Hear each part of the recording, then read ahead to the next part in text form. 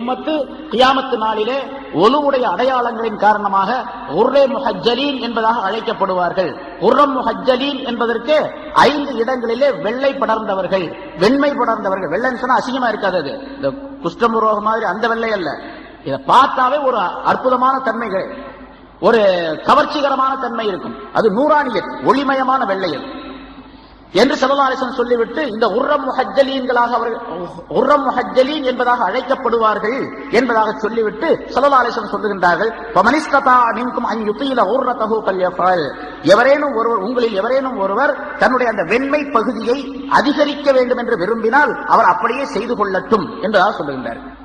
அப்படின்னா ஒலு செய்யும் போது அந்த ஒலுவுடைய தண்ணீர் அதிகப்படியாக படக்கூடிய அமைப்பில் அதை கழுவிக் கொள்ள வேண்டும். இந்த ஹதீஸை கேட்ட பிறகு ஸல்லல்லாஹு அலைஹி வஸல்லம் இன்னொரு ஹதீஸ் சொன்னாங்க, ஒலு எவ்வளவு தூரம் செய்கிறாரோ அந்த அளவுக்கு சொர்க்கத்திலே இவருக்கு அணிகலன்கள் அணிவிக்கப்படும். தங்கம், வைரம், வைடூரியத்தினால் ஆக்கப்பட்ட நகைகள் அணிவிக்கப்படும். அது எப்படி இருக்கும் அப்படிங்கிறதா நமக்கு தெரியாது. ஸல்லல்லாஹு அலைஹி வஸல்லம் சொல்றாங்க, தபுலுகுல் ஹில்யா மினல் மூமின் ஹைசு யபுலுகுல் உலு. ஒலு எந்த அளவுக்கு, ஒலுவுடைய தண்ணீர் எந்த அளவுக்கு படுகின்றதோ அந்த அளவுக்கு ஒரு மூமினான மனிதருக்கு சொர்க்கத்திலே நகைகள் அணிவிக்கப்படும் என்பதாக ஸல்லல்லாஹு அலைஹி வஸல்லம் சொன்னாங்க. இது அபூ ஹுரைரா ரலியல்லாஹு தஆலா அறிவிக்கிறாங்க. அவங்க என்ன பண்ணுவாங்களா, கைகளை முகத்தை கழுவும் போது அங்கிருந்து மேல இருந்து ஊத்துவாராம் தண்ணி. இதுல இருந்து பாதி தலை நனைஞ்சு போயிடும். ஏன்னா எவ்வளவு தண்ணி படுதோ அந்த அளவுக்கு அதிகமான மதிப்பும் மரியாதையும் அல்லாஹ் தஆலா எடுத்திருக்கு சொர்க்கத்தில் அப்படிங்கிறதுனால. அதே போல இந்த கைகளுக்கு அந்த காப்புகள்லாம் போடப்படும், அல்லாஹ் தஆலா அதை கொடுப்பான். அதனால என்ன பண்ணுவார், கையை கழுவும் போது இங்க கழுவி இந்த கம்கட் வரைக்கும் கழிக்க வரான் பூரா, அந்த அளவுக்கு 2 கையும் கழுவுவார் என்பதாக சொல்லப்பட்டு இருக்கின்றது. அதனால ஸல்லல்லாஹு அலைஹி வஸல்லம் எந்த அளவுக்கு ஒலுவுடைய தண்ணீர் படுகின்றதோ அந்த அளவுக்கு அல்லாஹ் தஆலா அணிகலன்களை அணிவிப்பான் என்பதால். எனவே ஒலு செய்யக்கூடிய நேரத்தில் இந்த நினைவு நமக்கு இருக்க வேண்டும். அல்லாஹ் தஆலா கியாமத் நாளிலே நூறானியத்தான தன்மையை இந்த ஒலுவின் காரணமாக ஏற்படுத்துகின்றான் என்ற நினைப்பும் வர வேண்டும். அதே மாதிரி ஒலு இருக்கின்றதே, அது தொழுகைக்கு மட்டுமல்ல, எல்லா நேரங்களிலும் ஒலுவோடு இருக்க வேண்டும் என்ற எண்ணம் உடையவராக இருக்க வேண்டும். எப்பவுமே ஒலுவுடன் இருந்து விட்டால் எப்பவுமே மலக்குகள் இவரோடு இருந்து கொண்டே இருப்பார். முன்னாடி நான் சொல்லி இருக்கிற, பொதுவாக அசுத்தம் நஜீஸ், மார்க்கத்திலே ஷரியத்திலே எது நஜீஸ் என்று இருக்கின்றதோ அந்த நஜீஸை விட்டு சுத்தமாக இருக்கணும் முதல் நிலை. ஒலு இருக்கிறது ரெண்டாவது. ஒலு இல்லாமலே இருந்தான்னு வச்சுங்க, உடலிலே உடையிலோ நஜீஸ் என்பது இல்லாமல் இருக்க வேண்டும். சிறுநீர் கழித்து துப்புரவு செய்து, எப்படி நம்ம தொழுகைக்காக வேண்டி வரக்கூடிய நேரத்தில் நஜீஸ் இருக்கக்கூடாதுன்னு நினைக்கிறோமோ அதே போல எல்லா நேரங்களிலும் இருக்கணும். ஏன்னா நஜீஸ் எந்த இடத்திலே இல்லையோ அந்த இடமெல்லாம் அல்லாஹ்வை தஸ்பீஹ் செய்து கொண்டிருக்கும். உதாரணமாக நான் இப்போ ஒரு கைலி கட்டி இருக்கிறேன், சட்டை போட்டுக்கிறேன், இதுல நஜீஸ் பட்டு விட்டால், இப்ப இந்த சட்டும் இந்த ஜுப்பாவும் இந்த கைலியும் இந்த தொப்பி இந்த கண்ணாடி நான் போட்டிருக்கக்கூடிய எல்லாருக்கும், வாட்சி கட்டியிருந்தா வாட்சி, மோதிரம் போட்டிருந்தா மோதிரம், எல்லாமே அல்லாஹ்வை தஸ்பீஹ் செய்கின்றன. நமக்கு தெரியாது, அல்லாஹ் குர்ஆன்ல சொல்லுகின்றார், எல்லாமே அல்லாஹ்வை தஸ்பீஹ் செய்யுது. இந்த தஸ்பீஹை ஸ்டாப் செய்து கொள்ளக்கூடிய, நிறுத்திக் கொள்ளக்கூடிய ஒரு சூழ்நிலை ஏற்படும், நஜீஸ் ஆயிட்டான். கையில் நஜீஸ் ஆயிடுச்சு, அந்த கையில் தஸ்பீஹை நிறுத்திடும்.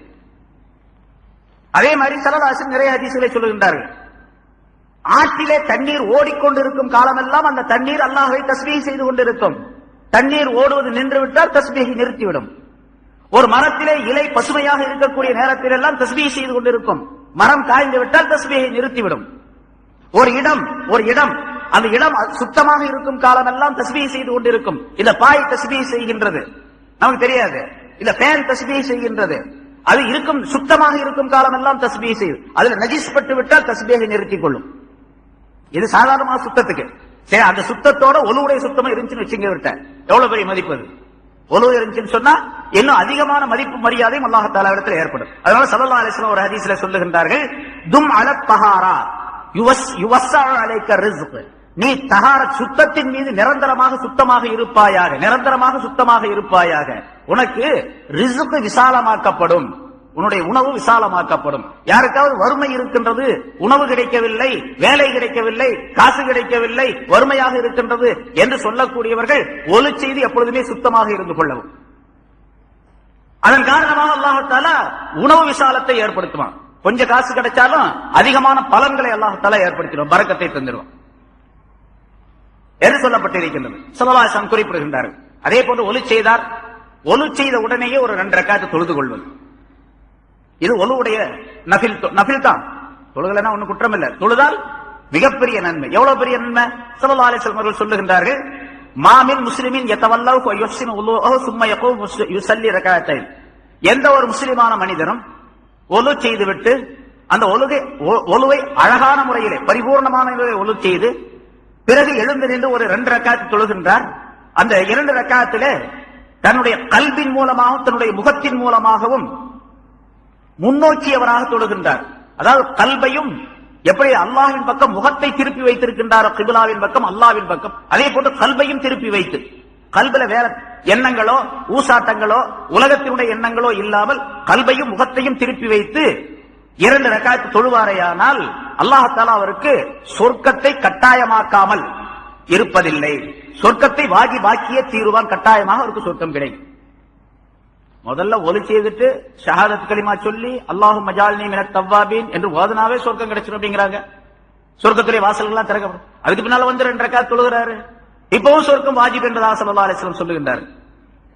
இன்னொரு ஹதீஸ்ல இப்படி சொல்றாங்க, எந்த ஒரு மனிதர் அழகான முறையில் ஒலி செய்துவிட்டு 2 ரக்காத்து தொழுது அந்த 2 ரக்காத்துகளே தன்னுடைய நப்சுடைய ஊசாட்டங்கள் எதுவும் இல்லாமல் ஓர்மையோடு தொழுவாரையானால் அவர் உலகத்திலிருந்து பிரியக்கூடிய நேரத்தில் அன்று பிறந்த பாலகனை போன்று தாயிட வயிற்றிலிருந்து பிறந்த பாலகனை போன்று அவர் பாவமற்றவராக ஆகிவிடுகின்றார் என்பதாகவும் ஸல்லல்லாஹு அலைஹி வஸல்லம் சொல்றாங்க. இதெல்லாம் ஒலி செய்த பின்னால் கிடைக்கக்கூடிய லாபங்கள். அதனால ஒலி செய்வது ரொம்ப ஜாக்கிரதையாக ரொம்ப கவனமாக செய்ய வேண்டும். அதே போல ஒலி செய்யக்கூடிய நேரத்தில் நாம் முதல்ல சொன்னோம் அஊது பில்லாஹி மினஷ் ஷைத்தானிர் ரஜீம் என்று சொல்லிக் கொள்ள வேண்டும், பிஸ்மில்லாஹிர் ரஹ்மானிர் ரஹீம் என்று சொல்லிக் கொள்ள வேண்டும். இன்னொரு ஹதீஸ்ல இப்படி அறிவிக்கப்பட்டிருக்கிறது, ஒவ்வொரு உறுப்பையும் கழுவக்கூடிய நேரத்தில் ஷஹாதத் கலிமா அஷ்ஹது அல்லா இலாஹ இல்லல்லாஹ் வஹ்தஹு லா ஷரீக லஹ் வ அஷ்ஹது அன்ன முஹம்மதன் அப்துஹு வ ரசூலுஹு என்று சொல்லிக் கொள்வது நல்லது, முஸ்தஹப் என்பதாக சொல்லப்பட்டிருக்கின்றது. உலமாக்கள் இந்த ஹதீஸ்களை எல்லாம் வைத்து ஆய்வு செய்து ஒலி செய்யும் போது இவ்வளவு பேடுதலாக செய்ய வேண்டும் என்பதற்காக வேண்டி சில துஆக்களை நமக்கு கற்றுத் தந்திருக்கின்றார்கள். அது ஹதீஸ்ல இல்லாவிட்டாலும் கூட, சில ஹதீஸ்கள்ல சில துஆக்கள் இருக்கின்றன, இல்லாவிட்டாலும் கூட முன்னால் உள்ள ஃபுகஹாக்கள் உலமாக்கள் அந்த ஹதீஸ்களை ஆய்வு செய்து அந்த துஆக்களை சொல்லி தந்திருக்கின்றனர். ஒவ்வொரு உறுப்பையும் கழுவும் பொழுது, மசல் செய்யும் பொழுது, இஸ்வாக்கு செய்யும் பொழுது என்னென்ன துஆக்களை, அதுக்கு தோதுவான துஆக்களை ரொம்ப அற்புதமாக அமைத்து சொல்லி காட்டி இருக்கின்றார்கள். மார்க்கத்துடைய சட்ட கிரந்தங்களிலே தமிழா உருதுலையோ ஆங்கிலத்திலேயோ எல்லா மொழியில உள்ள கிதாபுகள்ல இருக்கு, அதை பார்த்து பாடமாக்கிக் கொள்ள வேண்டியது. பொதுவாக அல்லாஹ் தஆலா இந்த ஒலுவை இவ்வளவு பெரிய அற்புதமான இபாதத்தாக வழங்கி இருக்கின்ற காரணத்தால் முதலாவதாக ஒலி செய்யக்கூடிய ஆரம்ப நேரத்திலே அல்லாஹ்வுக்கு ஷுக்ர் செய்யக்கூடிய மனப்பான்மை ஏற்பட்டு விட வேண்டும்.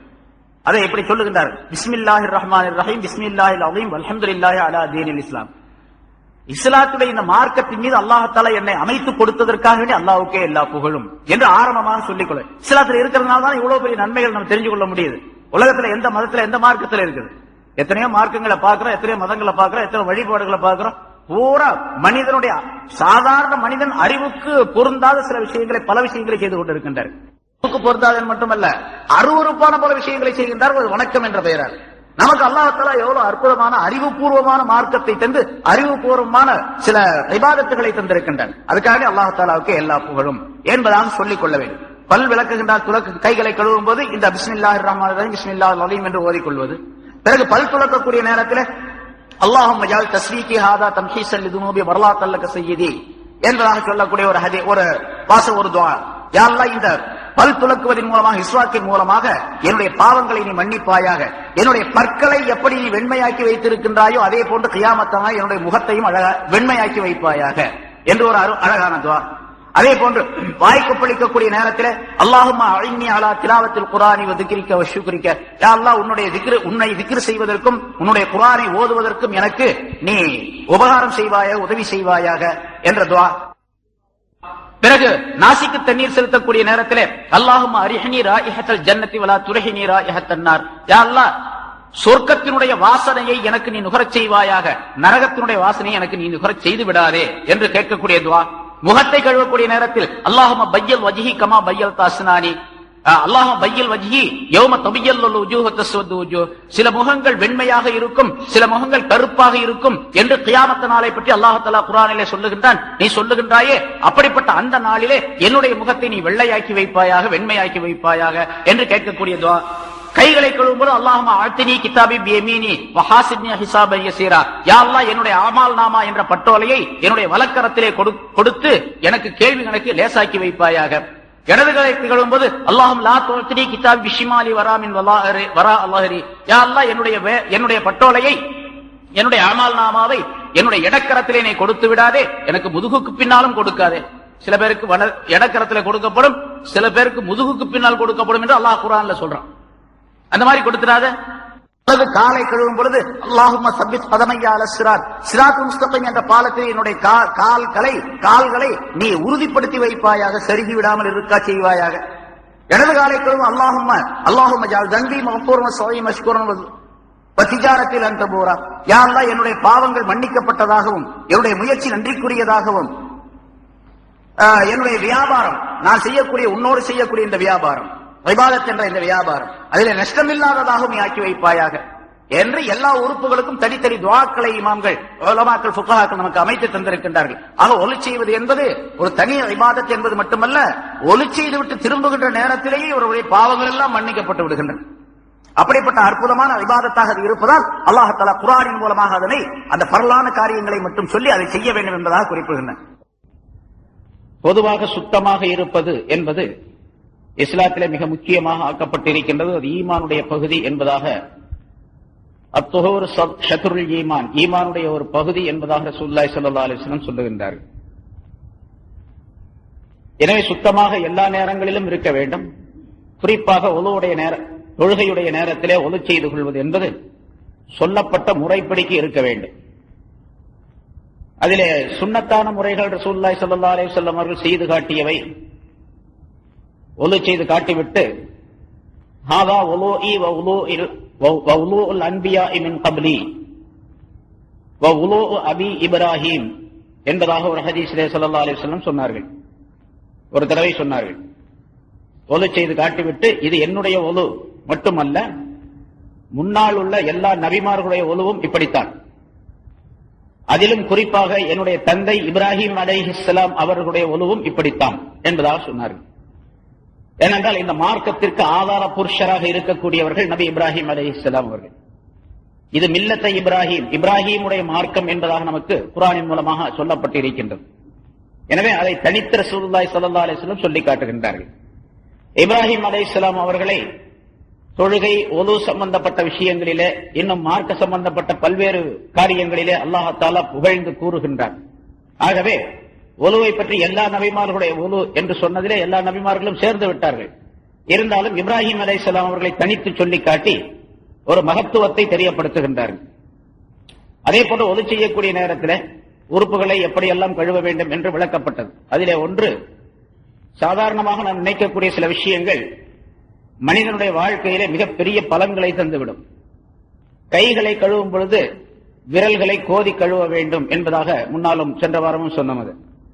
கைகளை கழுவும் போது விரல்களை இப்படி தேய்த்து கோதி கழுவ வேண்டும், தேய்த்து கழுவ. அதே மாதிரி கால் விரல்களை தேய்த்து கழுவ வேண்டும்.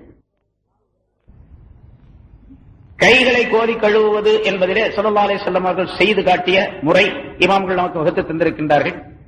வலது கையுடைய இந்த உள்பகுதியை இடது கையினுடைய மேல் பகுதியிலே வைத்து, அதாவது இடது கையினுடைய மேல் பகுதியை வலது கையிலே இப்படி வைத்து தேய்த்து, பிறகு வலது கையை இடது கையின் மீது வைத்து தேய்த்து இப்படி கழுவ வேண்டும் என்பதால் இதுக்கு பேர் தான் கோதி கழுவுதல் என்பதாக சொல்லப்படும் தமிழ்.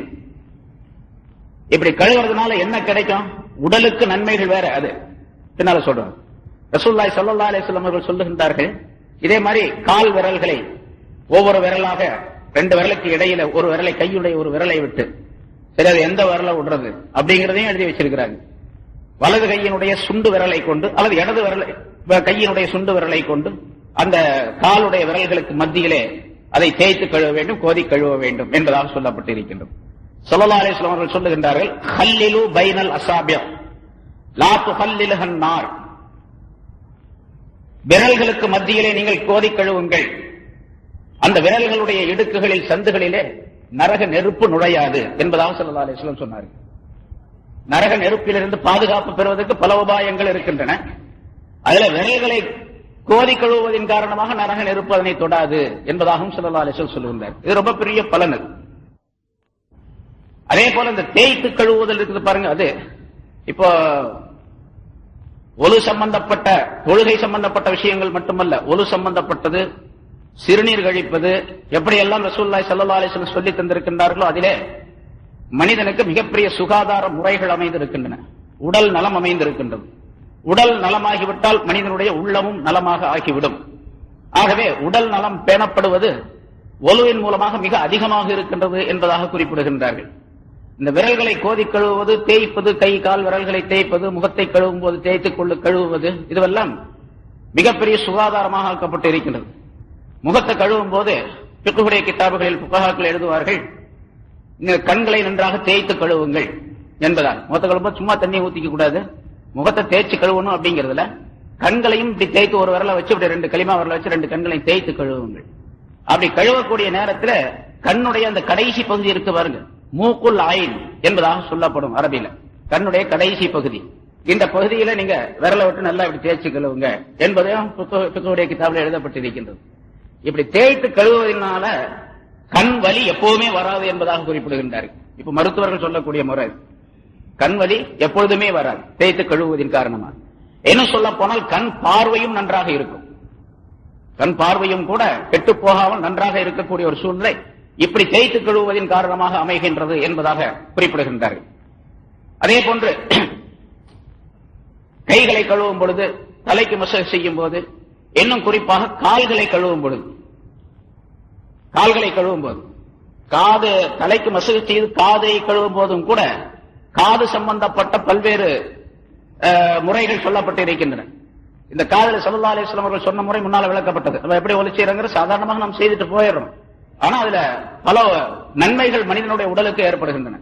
இந்த காதுக்குள்ள இந்த விரலை விட்டு ஸல்லல்லாஹு அலைஹி வஸல்லம் இந்த கலிமா விரலை விட்டார்கள் என்பதாக ஒரு அறிவிப்பில, அல்லது இந்த சுண்டு விரலை 2 காதுக்குள்ள விட்டு இப்படி குடைஞ்சு எடுத்து பிறகு இந்த கலிமா பெருவரலுடைய மேல் பகுதியை காதினுடைய பின்பகுதியில் இப்படி தேய்ச்சாங்க அப்படின்னு சொல்லிட்டு, இந்த காதுல இப்படி தேய்ப்பதின் காரணமாக மசாஜ் செய்வது, காதுல இப்படி அடிக்கடி நம்ம ஒரு நாளைக்கு 5 வேளை தேய்க்கிறோம். அது அல்லாம மற்ற நேரங்களில் ஒலி செய்யக்கூடிய ஒரு வாய்ப்பு இருந்தால் அப்பொழுதும் காதுக்கு மசாஜ் செய்யக்கூடிய சூழ்நிலை. இப்படி அடிக்கடி தேய்த்துக் கொண்டிருப்பதன் காரணமாக காதில் இருக்கக்கூடிய பல்வேறு கோளாறுகள் நீக்கப்படுகின்றன. அதே போன்று காதுக்கும் பல்லுக்கும் நெருங்கிய சம்பந்தம் இருக்கின்றது, தொண்டைக்கும் நெருங்கிய சம்பந்தம் இருக்கின்றது. ஆகவே தொண்டை வலி வராமல் இருப்பதற்கும் தொண்டையிலே புண்கள் ஏற்படாமல் இருப்பதற்கும் காதுக்கு மசாஜ் செய்ய வேண்டும் என்பதாக, காதுக்கு மசாஜ் செய்ய வேண்டும் என்பதாக சொல்லுகின்றார். நம்ம மசாஜ்னு சொல்றோம், மசாஜ்னா தடவுறது. காதுக்கு மசாஜ் செய்வதன் மூலமாக தொண்டை வலி, பல் வலி ஆகியவை வராது என்பதாக குறிப்பிடப்பட்டிருக்கின்றது. இதெல்லாம் ரசூலுல்லாஹி ஸல்லல்லாஹு அலைஹி வஸல்லம் அவர்களுக்கு அல்லாஹ் தஆலா அறிவித்து கொடுத்தது. அதை தெளிவாக, ஏன்னா மார்க்கத்தில் இருக்கக்கூடிய விஷயங்கள் அனைத்தும் தனித்தனியாக ஒவ்வொன்றாக சொல்ல வேண்டிய அவசியம் இல்லை. அல்லாஹ் சொன்னா, ரசூல் சொன்னார்கள் என்று சொன்னாலே அதற்குள்ள ஆயிரக்கணக்கான ரகசியங்கள் அடங்கி இருக்கின்றன என்பதை நாம் விளங்க வேண்டும். முதலாவதாக அது ஏன், எதுக்கு, அதிலிருந்து எப்படி வருது, இப்படி வருது அப்படின்னு ஆராய்ச்சியில செய்து கொண்டிருக்க வேண்டியதில்லை. ஆனா இப்ப ஆய்வு செய்து இப்படி குறிப்பிடுகின்றார்கள். அதே போன்று மூக்குக்கு தண்ணீர் செலுத்துறதை பத்தி நான் உங்களுக்கு சொன்னேன். மூளை சுறுசுறுப்படைய வேண்டும் என்று சொன்னால் மூக்குக்கு நன்றாக தண்ணீர் செலுத்த வேண்டும். தண்ணீர் செலுத்துவதில் 2 வகையான ஹதீஸ்கள் சொல்லப்பட்டு இருக்கின்றன. இஸ்தின்ஷாக், இஸ்தின்சார் என்பதாக 2 வார்த்தைகள் குறிப்பிடப்படுகின்றன. போன வாரம் அது சொன்னோம், சில பேருக்கு மறந்து போயிருக்கலாம். இஸ்தின்ஷாக் என்று சொன்னால் கையில தண்ணி எடுத்து மூக்குக்குள்ள தண்ணீரை செலுத்துவது. இஸ்தின்சார் என்று சொன்னால் மூக்கு தண்ணீர் செலுத்தின தண்ணீரை சிந்துவது. இப்படி தண்ணீரை செலுத்தி சிந்தினால் மனிதனுடைய மூளை சுறுசுறுப்படைகின்றது. என்ன சொல்ல போனா, ஏதாவது ஒரு விஷயத்தை பற்றி சரியான தீர்ப்பு, அதாவது சரியான ஒரு முடிவு கிடைக்கவில்லை உங்களுக்கு, மூளையை போட்டு குழப்பிட்டு இருக்கிறாங்க, ஒண்ணுமே விளங்க மாட்டேங்கிறதுல அப்படின்னு சொல்லக்கூடியவர்கள் ஒலி செய்துவிட்டு, ஒலி செய்யக்கூடிய நேரத்தில் மூக்குக்கு தண்ணீரை சரியாக செலுத்தி அதை நன்றாக தண்ணீரை உறிஞ்சி விட்டு பிறகு அந்த தண்ணீரை சிந்தி எடுக்கும் பொழுது மூளை சுறுசுறுப்படைந்து இவர் எந்த விஷயத்தில் தடுமாற்றம் உடையவராக இருந்து கொண்டிருக்கின்றாரோ அதுல ஒரு தெளிவான சூழ்நிலை ஏற்படுவதற்குரிய வாய்ப்பு அங்கே ஏற்பட்டு விடுகின்றது என்பதாக குறிப்பிடப்பட்டிருக்கின்றது. இது மூக்கு, இந்த காது, முகம் கழுவுதல் சம்பந்தமாக ஏராளமான முறைகள் இந்த மசாஜ் சம்பந்தப்பட்ட விஷயங்களிலே சொல்ல அந்த புத்தகங்களிலே குறிப்பிடுகின்றார்கள். பொதுவாக முகத்தை கழுவக்கூடிய நேரத்தில் முகத்தில் தான் அல்லாஹ் தஆலா மனிதனுடைய உறுப்புகளிலே மிகச் சிறந்த உறுப்புகளை எல்லாம் அமைத்து வைத்திருக்கின்றான். ராஜ உறுப்புகள் என்பதாக சொல்லப்படும் கண்கள் இருக்கின்றன, காதுகள், மூக்கு, நாக்கு, பல்லு, இவையெல்லாம் மனிதனுடைய முகத்திலே அல்லாஹ் தஆலா அமைத்து வைத்திருக்கின்றான். அது கூட அந்த எல்லா உறுப்புகளிலும் ராஜ உறுப்பு, தலைமையாக இருக்கக்கூடிய உறுப்பு எது தெரியுமா? கண்ணு, காது, மூக்கு, நாக்கு, பல்லு எல்லாம் இருக்குது இதுல. அதான் மூளையும் இருக்குது, மண்டையில தான் இருக்குது எல்லாமே. இதுல மிக ராஜ உறுப்பாக இருக்கக்கூடியது, வெளித்தோற்றத்தில் இருக்கக்கூடிய ராஜ உறுப்பு என்பது கண்கள். ஒருத்தர் எழுதுறாரு, கண்கள் குறிப்பிடப்படக்கூடிய முக்கியமான உறுப்பு என்ற காரணத்தினால்தான் அல்லாஹ் தஆலா அதை ஓவர்லைன் பண்ணி காட்டி இருக்கின்றான் ஓவர் லைன் பண்ணி காட்டி, பொதுவாக ஒரு இதுல வாசகம் ஒன்று எழுதுறோம், அது சாதாரணமாக நடைமுறையில் அண்டர்லைன் பண்ணுவது அப்படின்னு நம்ம சொல்லுவோம். கீழே ஒரு கோடு போட்டு அது முக்கியமான வாசகம் அப்படிங்கிற குறிக்கிறதா அண்டர்லைன் பண்ணுவோம். ஆனா அரபியில நாம எழுதும் போதெல்லாம், அரபி ஓதன ஆலிம்களுக்கு எல்லாம் தெரியும், அரபியில ஓவர் லைன் தான் பண்றது, அண்டர்லைன் பண்றது கிடையாது. மேலதான் கோடு போடுவாங்க, அரபியுடைய முறை. அந்த முறையை அல்லாஹ் தஆலாவும் கையாண்டு இருக்கின்றான் என்பதற்காக வேண்டி, கண்கள் மிக முக்கியமான உறுப்பு என்பதற்காக வேண்டி அல்லாஹ் தஆலா ஓவர் லைன் பண்ணி காட்டி இருக்கின்றான். அதான் புருவம். புருவத்தை அல்லாஹ் தஆலா லைனாக குறிப்பிட்டு காட்டி இதுக்கு சிறந்த உறுப்பு என்பதற்காக அல்லாஹ் தஆலா அதனை அமைத்து வைத்திருக்கின்றான். ஓவர்லைன் மட்டுமல்ல, அண்டர்லைன் மாதிரி இருக்கக்கூடிய ஒரு அமைப்பையும் இமைகள் மூலமாக அல்லாஹ் தஆலா அமைத்து வைத்திருக்கின்றான். அதற்குரிய ஒரு மெல்லிய ஒரு மூடியை அல்லாஹ் தஆலா போட்டு வைத்திருக்கின்றான். தேவைப்பட்ட நேரத்திலே திறந்து கொள்ள வேண்டும், தேவையில்லாத நேரத்தில் மூடிக்கொள்ள வேண்டும் என்பதற்காக வேண்டி. சரி, கண்களை பற்றி இப்படி நிறைய சிறப்புகள் சொல்லப்பட்டு இருக்கின்றன. இல்ல, கண்கள் முகத்திலே அமைந்திருக்கின்றன, அதே மாதிரி எல்லா பல உறுப்புகள் அமைந்திருக்கின்றன. அதனால முகத்தை கழுவக்கூடிய நேரத்தில் இந்த உறுப்புகள் எல்லாம் பாதுகாக்கப்படுகின்றன. எல்லா உறுப்புகளும் உரிய ஒரு சுகாதாரமான நிலை முகத்தை கழுவுவதன் மூலமாக ஏற்படுகின்றது. சாதாரணமா பார்க்கிறோம், மயக்கம் வந்துருச்சுன்னா என்ன பண்றோம்? தண்ணியை முகத்துல தான் தொளிக்கணும். தண்ணியை எடுத்து முகத்துல தண்ணியை தெளிச்சா தான் உஷாராகும். ஒருத்தர் மயக்கம் வந்து கிடக்குறான், ஒரு குடம் தண்ணியை தூக்கி காலில் ஊத்துறோம், எந்திரிக்க மாட்டான். கொஞ்சம் தண்ணி எடுத்து முகத்துல தெளிச்சா எந்திரிச்சுக்கணும்.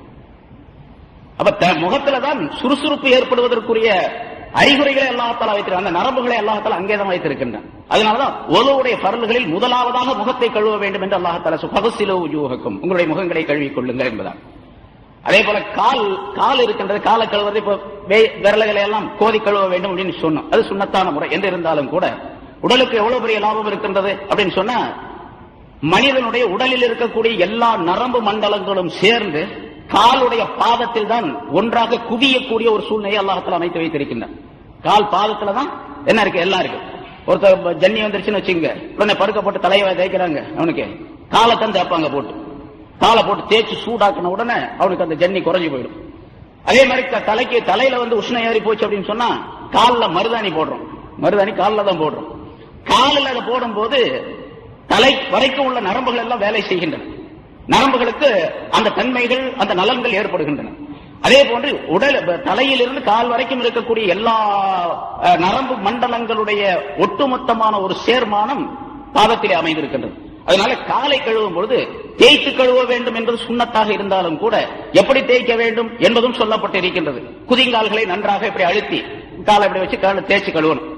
நம்ம எல்லாரும் பார்க்கணும், தேய்ச்சி கழுவுறோம், நம்ம அடுக்கு போறதுக்காண்டி தேய்ச்சி கழுவுறோம். ஆனா அதே நேரத்தில் தேய்த்து கழுவக்கூடிய நேரத்தில் உடல் சுகாதாரமும் ஏற்படுகின்றது. ஒரு புத்தகம் இருக்கின்றது, அதுல ஃபுட் ரிஃப்ளெக்ஸாலஜி அப்படின்னு சொல்லிட்டு ஒரு புத்தகம், கால் பாதம் சம்பந்தமாகவே அதனுடைய வைத்திய முறை எழுதப்பட்டிருக்கின்றது.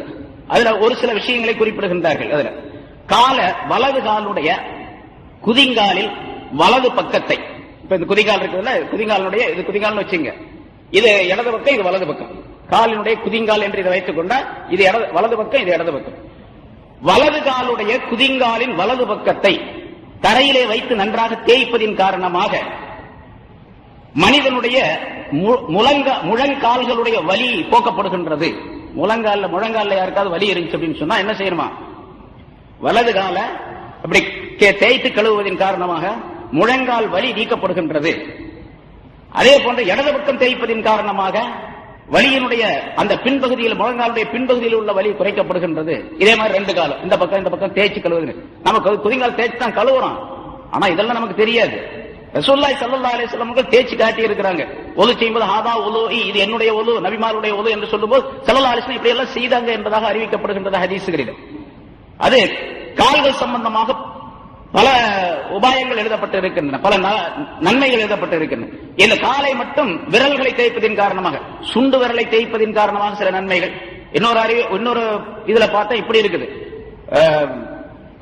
அதாவது காலுடைய பாதத்தின் இரண்டாவது விரலை, சுண்டு விரலுக்கு அடுத்த விரலை இப்படி தேய்ப்பதின் காரணமாக தொண்டை வலி போய்விடுகின்றது என்பதாக இருக்கின்றது. தொண்டையில யாருக்காவது வலி கரகரப்பு இருக்குது அப்படின்னு சொன்னா இந்த பாதத்தை விரலை தேய்ப்பதின் காரணமாக அது போய்விடுகின்றது என்றார். இப்படியெல்லாம் பல நுணுக்கமான விஷயங்களை உள்ளடக்கித்தான் அல்லாஹ் தஆலா ஒரு சட்டத்தை சொல்லி இருக்கின்றான். ஆனா நம்ம இதெல்லாம் தெரிஞ்சுக்கிட்டு தான் செய்யணும் அப்படிங்கிற அவசியம் கிடையாது. ஏன் எதுக்குன்னா நம்ம கேள்வி எல்லாம் கேட்க கூடாது. நிச்சயமாக அல்லாஹ் தஆலா அதற்குள்ளே நன்மைகளை வைத்திருக்கின்றான். பல ஆயிரக்கணக்கான நன்மைகளை, ரகசியங்களை வைத்திருக்கின்றான். நமக்கு தெரிய ஒரு உதாரணத்திற்காக வேண்டி அதை எப்படிப்பட்ட அமைப்பில் அல்லாஹ் தஆலா இந்த சட்டங்களை எல்லாம் அமைத்து வைத்திருக்கின்றான் என்பதை கொஞ்சம் விளங்கிக் கொள்வதற்காக வேண்டி இதை சொல்றோம். அதனால ரசூல் ஸல்லல்லாஹு அலைஹி வஸல்லம் சொன்னாங்க. இது மட்டுமல்ல, ஸல்லல்லாஹு அலைஹி வஸல்லம் சொன்ன ஹதீஸ் இதை விட மிக அற்புதமானது. கல்லிலு பைனல் அஸாப் லா துகல்லிலுஹன் நார். நெருப்பு உங்களை தொடாது, அந்த பாதங்களை தொடாது, விரல்களை தொடாது என்று ஸல்லல்லாஹு அலைஹி வஸல்லம் அவர்கள் சொன்னார்கள். என்று சொன்னால் நமக்கு இந்த உலகத்தில் உடல் நலம் ஏற்படுவதை விட நரக நெருப்பு நம்மை தொடாமல் இருப்பது ரொம்ப பெரிய விஷயம், ரொம்ப பெரிய லாபமானது. ஸல்லல்லாஹு அலைஹி வஸல்லம் அவர்கள் இப்படியெல்லாம் அந்த ஒலுவின் காரணமாக பல்வேறு நன்மைகளை குறிப்பிடுகின்றார்கள். அதே போன்று ஒலு செய்வதின் காரணமாக, முன்னால் அந்த விளக்கம் சொல்லியிருக்கேன், பலதெல்லாம் சொல்லப்பட்டு இருக்கின்றது. ஒலு செய்வதின் காரணமாக, அந்த ஒலுவை பரிபூர்ணமாக செய்வதின் காரணமாக இதனுடைய அசராத்துகள், அதனுடைய குணப்பாடுகள், அதனுடைய எஃபெக்ட்ஸ் இருக்கிறது. அது நமக்கு மட்டுமல்ல, நமக்கு பக்கத்தில் யார் இருக்கிறாங்களோ அவங்களுக்கு எல்லாம் ஏற்படுது. நான் பரிபூர்ணமாக ஒலு செய்தேன்னு வச்சுங்க, இஸ்பாஉல் வுது, ஒலுவை பரிபூர்ணமாக செய்துவிட்டால் எனக்கு என்னென்ன நன்மைகள் கிடைக்குமோ இந்த நன்மைகளுடைய பிரதிபலன், இதனுடைய பிரதிபலிப்பு எனக்கு பக்கத்தில் யார் யார் இருக்கிறாங்களோ அவங்களுக்கு எல்லாம் கூட ஏற்படும். அதுக்கு உதாரணம் தான் போன வாரம் சொன்ன, முன்னால் உங்களுக்கு சொன்னோம். ஸல்லல்லாஹு அலைஹி வஸல்லம் ஒரு நாள் சுபுஹ் தொழ வைத்துக் கொண்டிருந்தார்கள். சூரத்து ரூம் ஓதினார்கள். திக்கிருச்சு, அந்த சூறாவை கொஞ்சம் தடுமாற்றம் ஏற்பட்டு போச்சு. தொழுது முடித்தவுடனே ஸல்லல்லாஹு அலைஹி வஸல்லம் அவர்கள் சொன்னார்கள், உங்களிலே சிலருக்கு என்ன கேடு வந்தது? சரியாக ஒலு செய்யாமல் நம்மோடு வந்து அவர் கலந்து கொண்டார். அவர் கலந்து கொண்டதின் காரணமாக, அந்த மனிதர்களின் காரணமாக எனக்கு தடுமாற்றம் ஏற்பட்டு விட்டது என்று ரசூலுல்லாஹி ஸல்லல்லாஹு அலைஹி வஸல்லம் சொன்னாங்க. பாருங்க, அவர் ஒலு செய்யாது, சரியாக ஒலு செய்யாதனுடைய அசராத், அதனுடைய எஃபெக்ட் யாருக்கு ஏற்பட்டிருக்கு? இமாமுக்கு ஏற்பட்டிருக்கு. இதெல்லாம் ரசூலுல்லாஹி ஸல்லல்லாஹு அலைஹி வஸல்லம் அவர்களுக்கு மட்டுமல்ல, எல்லாருக்கும் அப்படித்தான். அதனால எங்க இமாம் திக்கி போனாலும் பின்னால் உள்ளவங்க ஒலு செய்யாம சரியா ஒலு செய்யலன்னு அர்த்தம் அப்படின்னு 100க்கு 100ங்கிற அர்த்தம் அல்ல. அதுக்கு பெரும்பாலும் இருக்கலாம். இமாமுக்கு தடுமாற்றம் ஏற்படுகின்றது அப்படின்னு சொன்னா பின்னால நிற்கக்கூடியவங்களுடைய குறைபாடுகளும் உண்டு என்பதை ஸல்லல்லாஹு அலைஹி வஸல்லம் சொல்லி காட்டுகின்றார். ஆனா இது 100க்கு 100 அப்படிங்கறதெல்லாம் சொல்ல முடியாது. இருக்கலாம், பெரும்பாலும் 100க்கு 90% இருக்கலாம். ஆனா நம்ம பார்க்கிறோம், பெரும்பாலானவர்கள் ஒலு செய்வதில் தவறாகவே செய்கின்றார்கள். நிறைய பேர் செய்யறாங்க. அந்த மாதிரி சட்டங்கள் தெரியறதும் இல்ல, அதை கேட்கறதும் கிடையாது, தானா படிக்கிறதும் கிடையாது. ஒலு செய்யறது ஏதோ கழுவுறது, அவ்வளவுதான். கழுவுவது அப்படிங்கிற மட்டும் வச்சிருக்காங்க. ஒலுவுடைய ஹிக்மத்துல் ஒலு அப்படின்னு சொல்லி அஷ்ரஃப் அலி தானவி ரஹ்மத்துல்லாஹி அலைஹி அவர்கள் ஏராளமான விளக்கங்கள் எழுதுகின்றார்கள். ஹிக்மத்துல் ஒலு, ஒலுவுடைய ஹிக்மத் எவ்வளவு பெருசு அப்படின்னு சொல்லி. பொதுவாக மனிதனுக்கு மறதியையும் சோம்பலையும் போக்கக்கூடியதாக முதலாவது நிலையிலே அல்லாஹ் தஆலா ஒலுவை அமைத்து வைத்திருக்கின்றான். மனிதனுக்கு சோம்பலை போக்கக்கூடியது, சுறுசுறுப்பை தரக்கூடியது, மறதியை அகற்றக்கூடியது என்பதாக குறிப்பிடுகின்றார்கள். மனிதனுடைய உடலுக்குள்ளே இருந்து ஒரு மனிதன் தன்னுடைய உடல் உறுப்புகளை கழுவாமலே இருந்தார். முகத்தை கழுவ, காலையில எழுந்திரிச்சு கழுவுனாரே, முகத்தை கழுவுனாரு, அதோட சரி. அதுக்கு பிறகு கழுவவே இல்லைன்னு வச்சுங்க. ரொம்ப பேர் அப்படி இருக்காங்கல்ல. இன்னைக்கு கழுவுனா நாளை காலையில தான் திருப்பி கழுவுறது. சில பேர் கழுவுறாங்க, அப்புறம் எங்கேயாவது வேலைகளை போயிட்டு ராத்திரிக்கு வந்து முகம் கை காலம் கழுவிட்டு படுத்துக்குவாங்க. இது தொழாதவர்களுடைய நிலை. சரி, அப்படியே கழுவாமலே இருக்கக்கூடிய நேரத்தில் என்ன ஏற்படுதுன்னு கேட்டா, அஷ்ரஃப் அலி தானவி ரஹ்மத்துல்லாஹி அவர்கள் சொல்லுகின்றார்கள், மனிதனுடைய உடலுக்குள்ளே இருக்கக்கூடிய சில நச்சு பொருள்கள் எல்லாம் மனிதனுடைய உடல் மேல் பகுதிக்கு வந்து விடுகின்றன. அதுல மேல் பகுதிக்கு வரக்கூடிய நேரத்தில் எந்த பகுதிகள் எல்லாம் துணியால் மூடப்படாமல் அல்லது குறைவான மூடுதல் என்பது இருக்கின்றதோ அந்த இடங்களிலே அந்த நச்சுத்தன்மைகள் வெளியாகக்கூடிய சூழ்நிலை ஏற்படுகின்றது. மற்ற எல்லா இடத்துலையும் துணியில மூடி இருக்கிறோம். துணியில் மூடாத பகுதி முகம், இந்த கையினுடைய பகுதி. கையில சில மூடி இருந்தாலும் கூட பெரும்பாலும் இந்த கையை தூக்கி விடக்கூடிய அல்லது கை வந்து வெளியே தெரியக்கூடிய சூழ்நிலை பல நேரங்களில் ஏற்பட்டு போயிடும். கை, அதே போல பாதம், மனிதனுடைய தலை, சில நேரங்கள்ல இதெல்லாம் வந்து உடலுக்குள்ளே இருக்கக்கூடிய நச்சு பொருள்கள் வெளியாகக்கூடிய ஒரு சூழ்நிலை ஏற்படுகின்றது. அடிக்கடி தண்ணீரின் மூலமாக அதை கழுவிக் கொள்வதன் காரணமாக அந்த நச்சு பொருள்கள் எல்லாம் அகற்றப்பட்டு மனிதனுடைய உடலுக்கு லாபம் தரக்கூடிய, சுகாதாரம் தரக்கூடிய சூழ்நிலை ஏற்பட்டு விடுகின்றது. இதன் காரணமாகவே அல்லாஹ் தஆலா ஒலுவை கடமையாக்கி வைத்திருக்கின்றான் என்பதாக குறிப்பிடுகின்றார். அதே போன்று ஒலு செய்வதன் காரணமாக அல்லாஹ்வுடைய மஹப்பத் ஏற்படுகின்றது, அல்லாஹ்வுடைய பிரியம் ஏற்படுகின்றது. எல்லாத்தை விட இதெல்லாம் சாதாரணமான விஷயம். ஒலு செய்யுது, தொழுகைக்காண்டி கட்டாயம் ஒலு செய்யணும். ஆனா அதே நேரத்தில் ஒலு என்பது அல்லாஹ் கட்டளையிட்டான். ஃபக்ஸிலு வுஜூஹக்கும் வஅய்தியக்கும் இலல் மராஃபிக் என்று கட்டளையிட்டு இருப்பதின் காரணமாக அல்லாஹ் தஆலாவுடைய மஹப்பத் ஏற்படுகின்றது. அல்லாஹ்வுடைய மஹப்பத் ஏற்பட்டால் மலக்குகளுடைய மஹப்பத் எல்லாம் ஏற்படும். ஒரு ஹதீஸ், நீண்ட ஹதீஸ் முன்னால சொல்லப்பட்டிருக்குது. யாராவது ஒரு மனிதரை அல்லாஹ் தஆலா பிரியம் வைத்தால், அடிக்கடி தாலீமுடைய கிதாபுகள் எழுதப்பட்டு படிக்கப்படுகின்றது, யாராவது ஒரு மனிதரை அல்லாஹ் தஆலா பிரியம் வைத்தால், அடிக்கடி தாலீமுடைய கிதாபுகள் எழுதப்பட்டு படிக்கப்படுகின்றது, யாராவது ஒரு மனிதரை அல்லாஹ் பிரியம் வைத்தால் ஜிப்ரீல் அலைஹிஸ்ஸலாம் அவர்களை கூப்பிட்டு அல்லாஹ் சொல்லுகின்றான், இந்த மனிதரை நான் பிரியம் வைக்கின்றேன், ஆகவே நீரும் பிரியம் வைப்பீராக என்று ஜிப்ரீல் அலைஹிஸ்ஸலாம் அவர்களுக்கு அல்லாஹ் தஆலா சொல்லுகின்றான். ஜிப்ரீல் அலைஹிஸ்ஸலாம் அவர்கள் வானத்தில் இருக்கக்கூடிய எல்லா மலக்குகளுக்கும் அந்த அறிக்கையை சமர்ப்பிக்கின்றார்கள். இந்த மனிதரை அல்லாஹ் விரும்புகின்றான், நானும் விரும்புகின்றேன், நீங்களும் விரும்புங்கள், மஹப்பத் வையுங்கள் என்பதாக சொல்லுகின்றார்கள். வானத்தில் இருக்கக்கூடிய எல்லா மலக்குகளும் பிரியம் வைக்கின்றார்கள். பிறகு அந்த பிரியமாகிறது வானத்திலிருந்து கடந்து பூமியை வந்து அடைகின்றது. பூமியில் இருக்கக்கூடிய எல்லா மலக்குகள் மட்டுமல்ல, எல்லா மனிதர்களும் அவரை பிரியம் வைக்கக்கூடிய ஒரு அமைப்பை, ஒரு சூழ்நிலையை அல்லாஹ் தஆலா ஏற்படுத்தி வைத்து விடுகின்றான். பூமியிலே தரையில் இருக்கக்கூடிய மனிதர்கள் மற்றவர்கள் எல்லாம் பிரியமாக இருக்கக்கூடிய நேரத்தில் இந்த தரையை கடந்து கடலுக்கு செல்லக்கூடிய ஒரு அமைப்பையும் அல்லாஹ் தஆலா ஏற்படுத்தி விடுகின்றான். இந்த மனிதரை கடலில் வாழக்கூடிய மீன்களும் மற்ற பிராணிகளும் பிரியம் வைக்கின்றன என்றெல்லாம் ரசூலுல்லாஹி ஸல்லல்லாஹு அலைஹி வஸல்லம் சொல்லி காட்டுகின்றார். இப்ப பாருங்க, ஒது செய்வதன் காரணமா அல்லாஹ்வுடைய மஹப்பத் ஏற்படுது. அப்புறம் ஜிப்ரீல் அலைஹிஸ்ஸலாம், அப்புறம் மலக்குகள், அப்புறம் மனிதர்கள், அப்புறம் மிருகங்கள். அல்லாஹ்வுடைய மஹப்பத் ஒரு மனிதன் மீது ஏற்பட்டு விட்டா எல்லா மிருகங்களும் கூட பிரியம் வச்சிடும்.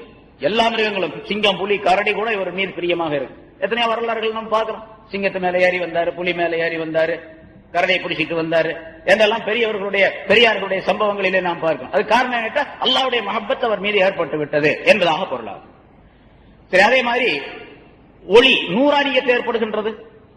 ஒலு செய்வதன் காரணமாக நூறானியத்து ஏற்படுகின்றது. இந்த நூறானியத்து ஒளிமயமான இந்த தன்மை எப்பொழுது தெரியும்? உலகத்துல தெரியாது, அது கியாமத் நாள்ல தான் தெரியும். அதான் குர்ரம் முஹஜ்ஜலீன் என்று இந்த உம்மத்தினருக்கு பெயர் என்பதாக ஸல்லல்லாஹு அலைஹி வஸல்லம் குறிப்பிட்டார். அது பற்றி போன வாரம் போனதில் சொல்லப்பட்டது. ஒளி செய்த உறுப்புகள் மிக பிரகாசமாக இலங்கும் என்பதாக, பிரகாசித்துக் கொண்டிருக்கும் என்பதாக சொல்லப்பட்டு இருக்கின்றது. அதை வைத்து அடையாளம் கண்டு கொள்வேன் என்னுடைய உம்மத்தினர்களை என்று ரசூலுல்லாஹி ஸல்லல்லாஹு அலைஹி வஸல்லம் சொல்லுகின்றார். அதே மாதிரி உடலில் இருக்கக்கூடிய உஷ்ணம் போக்கப்பட்டு அவருக்கு ஒரு குளிர்ச்சியான சம சீதோஷ்ண நிலை மனிதனுக்கு ஏற்படுகின்றது ஒலுவின் காரணமாக. அல்லாஹ் தஆலாவுடைய நெருக்கம், மலக்குகளுடைய நெருக்கம் ஏற்பட்டு விடுகின்றது. மலக்குகளுடைய நெருக்கம் ஏற்பட்டு விட்டால் மற்ற எல்லா பிராணிகளுடைய நெருக்கம், மஹப்பத் ஏற்படுவதை போன்ற நெருக்கம் ஏற்பட்டு விடுகின்றது. பிறகு எல்லாவற்றை விட மிகப்பெரிய லாபம் என்னவென்று கேட்டால் பாவங்கள் எல்லாம் கழுவப்பட்டு விடுகின்றன. உறுப்புகளை கழுவுவதனால பாவங்கள் எல்லாம் கழுவப்பட்டு விடுகின்றன. முதல்ல சொல்லியிருக்கோம், ஒவ்வொரு உறுப்பையும் கழுவும் போது பாவங்கள் அந்த தண்ணீரோடு வழிந்து விடுகின்றது என்பதால். அதற்கு பிறகு ஒலி செய்து முடித்த பின்னால ஸல்லல்லாஹு அலைஹி வஸல்லம் சொன்ன துஆ முன்னால் சொல்லியிருக்கேன். திருப்பி சொல்லுவது நினைவுக்காக வேண்டி நாம் அதை அமல் செய்ய வேண்டும் என்பதற்காக ஸல்லல்லாஹு அலைஹி வஸல்லம் அவர்கள் சொல்லுகின்றார்கள், எவர் ஒருவர் ஒலி செய்து அதை அழகான முறையில் செய்து, மன் தவல்லா ஃபஅஹ்ஸனல் உலூ, எவர் ஒருவர் அழகான முறையில் ஒலி செய்தால், சும்ம ரஃபஅ தர்ஃபஹு இலஸ் ஸமா, பிறகு அவருடைய பார்வையை வானத்தின் பக்கம் உயர்த்தி பார்த்து அல்லாஹ் தஆலாவுடைய நினைவை கொண்டு அப்படிங்கிற அர்த்தம். வானத்தின் பக்கம் உயர்த்தி பார்த்து அப்படின்னு சொன்னா, வீட்டுக்குள்ள ஒலி செய்யறான்னு வச்சுங்க, பைப்புல ஒலி செய்யறோம், ஒலி செஞ்சுட்டு வெளியே வந்தோடனே பார்த்தா மேலதான் தெரியும், நாங்க தெரியும், இப்ப என்ன பண்றது அப்படின்னு ஒருத்தர் கேள்வி கேட்டார். வானத்தை பார்த்து அப்படின்னு சொன்னா மேல பாக்குறதுன்னு அர்த்தம், அவ்வளவுதான். மேல பார்த்தா போதும், வானத்தை பார்த்தா, வானம் தெரிஞ்சாலும் சரி தெரியாட்டியும் சரி, வெளியே ஒலி செஞ்சாலும் சரி, வீட்டுக்குள்ள ஒலி செஞ்சாலும் சரி, அப்படி மேல பார்த்து அதுக்கு என்ன அடையாளம் கேட்டா, நான் உன்னுடைய கட்டளைப்படி ஒலி செய்து விட்டேன் அப்படிங்கறத சொல்லி காட்டுவதற்காண்டி, தெரியப்படுத்துவதற்காக ஒரு நிலை அது.